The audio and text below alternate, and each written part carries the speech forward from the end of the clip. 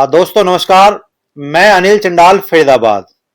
आज हम बात कर रहे हैं इस देश के बहुत चर्चित केस उन्नाव केस, जिसमें 4 जून 2017 को एक नाबालिग लड़की का बलात्कार होता है और बलात्कार के बाद उस पीड़ित लड़की को बहुत सी यातनाएं न्याय के लिए सहनी पड़ती हैं और न्याय का बहुत लंबा संघर्ष चलता है।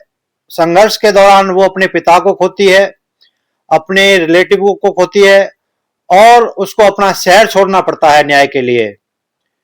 तब जाकर के उसको न्याय मिलता है और कोर्ट से उसके जो दोषी हैं, जो मुख्य आरोपी कुलदीप सिंह सेंगर है, उसको कोर्ट सजा देती है उम्र कैद की। लेकिन अभी हाल ही में दिल्ली की हाई कोर्ट ने एक बहुत ही चौंका देने वाला फैसला दिया है। कुलदीप सिंह सेंगर जो मुख्य आरोपी उन्नाव केस का है, उसको जो बलात्कार का केस है उसमें उसको बेल दे दी है, जिससे पूरे देश का जो जागरूक समाज है उसकी आत्माएं आहत हुई हैं। इस देश में चाहे बहन मनीषा का कांड हो, हाथरस का, चाहे हिसार का कांड हो, चाहे आसिफा का कांड हो, चाहे निर्भया का कांड हो, तमाम जो बहन बेटियों के साथ में जो निर्मम घटनाएं हुई हैं, बलात्कार जैसी जो घटनाएं और जो हत्याएं हुई हैं, उससे देश पहले से बहुत सदमे में था। और ये जो कोर्ट का जो हाई कोर्ट का फैसला आया है कि दोषी को बेल देने का, ये न्यायपालिका पर सवाल खड़े करता है। तो आज इस विषय पर बोलना बहुत जरूरी है। तो कविता के माध्यम से हम अपनी बात कहेंगे और एक सवाल भी आपके बीच में छोड़ेंगे। ये जो फैसला है, जो हाई कोर्ट ने फैसला दिया है, इस पर एक सवाल बनता है। तो आइए कविता के माध्यम से हम अपनी बात और जो विक्टिम है उसको न्याय के लिए हम अपनी आवाज उठाएंगे। कि क्या दबाव था तेरे ऊपर ओ मुंसिफ महाराज। जो न्यायाधीश हैं, ये उनसे हमारा सवाल है कि क्या दबाव था तेरे ऊपर ओ मुंसिफ महाराज, दोषी को बेल देते वक्त ना बिल्कुल रखा लिहाज। क्या दबाव था तेरे ऊपर ओ मुंसिफ महाराज, दोषी को बेल देते वक्त ना बिल्कुल रखा लिहाज। दर दर की ठोकर खाकर वो भटकी सड़कों पर, दर दर की ठोकर खाकर वो भटकी सड़कों पर, इज्जत आबरू लुट गई ना साथ लगा कोई चाहकर।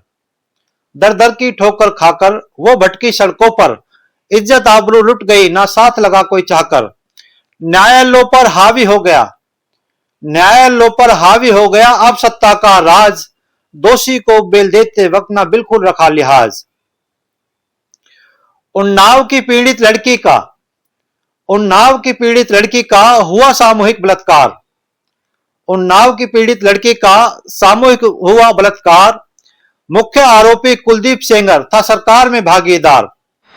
उन्नाव की पीड़ित लड़की का सामूहिक हुआ बलात्कार, मुख्य आरोपी कुलदीप सेंगर था सरकार में भागीदार। शासन मिल प्रशासन ने, शासन मिल प्रशासन ने दबाई अवला की आवाज, दोषी को बेल देते वक्त ना बिल्कुल रखा लिहाज। न्यायपालिका पर भी, न्यायपालिकाओं पर भी अब उठने लगे हैं प्रश्न गहरे। अब एक सवालों के दायरे में न्यायपालिका आ रही है। न्यायपालिकाओं पर भी अब उठने लगे हैं प्रश्न गहरे, बिल्किस बानो और उन्नाव पर उजागर हो गए ये चेहरे। जो बिल्किस बानो गुजरात का जो केस था और जो उन्नाव का केस है, और भी बहुत से ऐसे केस हैं जहां आज देश सवाल पूछ रहा है।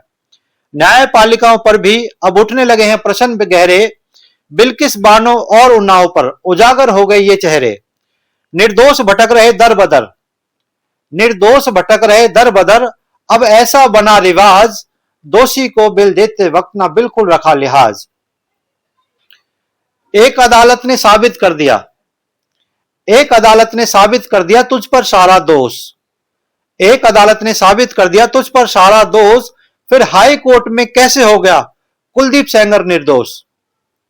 एक अदालत ने साबित कर दिया तुझ पर सारा दोष, फिर हाई कोर्ट में कैसे हो गया कुलदीप सेंगर निर्दोष। इस घटना से अब तक है सदमे में समाज, उन्नाव की पीड़िता के लिए आओ मिलकर उठाए आवाज, उन्नाव की पीड़िता के लिए आओ मिलकर उठाए आवाज। आज एक बहुत बड़ी राहत भरी खबर सुनने को मिली है इस विषय पे कि माननीय सुप्रीम कोर्ट ने संज्ञान लेते हुए जो हाई कोर्ट का फैसला है उस पर स्टे दिया और कुलदीप सेंगर की जो सजा है वो बरकरार रखी। तो सुप्रीम कोर्ट के इस फैसले के पूरा देश सराहना करता है और हाई कोर्ट का जो फैसला था उसकी हम निंदा करते हैं। और जितनी भी बहन बेटियां इस देश में इस प्रकार के जो यातनाएं सह करके अपने जीवन को समाप्त करके गई हैं या जो संघर्ष कर रही हैं, उन सभी बहन बेटियों के लिए पूरे देश को एक होकर के आवाज उठानी पड़ेगी। और इस देश से ये जो गंदगी है, इस गंदगी को जब भी खत्म किया जा सकता है जब दोषियों को कड़ी से कड़ी सजा मिले। तो लास्ट में मेरी अपील है कि justice for Unnao victim, Unnao की पीड़िता को न्याय मिले। ये हम सभी मिलकर के क्या नाम है अपनी आवाज बुलंद करते हैं। बहुत बहुत धन्यवाद।